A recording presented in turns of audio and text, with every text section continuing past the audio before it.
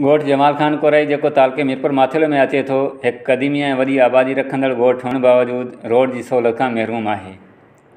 उतां जे ॻोठाणनि रोड जे लाइ हज जी म्यूनिसिपल कमेटी ऐं घोटकी ज़िले इंतिज़ामिया खे केतिराई दफ़ा अहिड़ियूं दरख़्वास्तूं ॾिनियूं आहिनि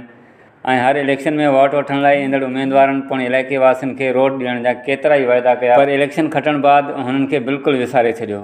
ऐं ॻोठ अॼु ताईं रोड जी सहूलियत खां महरूम आहे। अहिड़ा ई कुझु वाइदा घोटकी ज़िले मां गुज़िरियल इलेक्शन विढ़ी वफ़ाक़ी ऐं सूबाई असेंबलियुनि में वेठल नुमाइंदनि पिणु ॻोठाणनि सां कया, पर अफ़सोस कयल वाइदनि खे केतिरा ई साल गुज़रण जे बावजूदि ॻोठाणनि खे रोड जी सहूलियत न मिली सघी आहे, जंहिंजे करे उतां जे रहवासियुनि खे तमामु घणनि मुश्किलातुनि मां गुज़रणो थो पवे।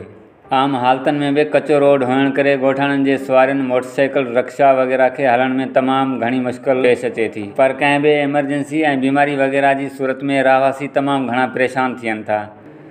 हुननि peoples party chairman Bilawal Bhutto Zardari, Sindh जे वॾे वज़ीर मवासिलात ऐं सिंध सैयद नासिर शाह, घोटकी मां चूंडियल नुमाइंदनि ऐं ज़िले इंतिज़ामिया खां मुतालबो कयो त ॻोठ जमाल खान कोराई खे 7 किलोमीटर पक्की रोड जी सहूलियत ॾेई आमदरफ़त जी परेशानी हल कई वञे। उमर कोराई, मीरपुर माथिलो।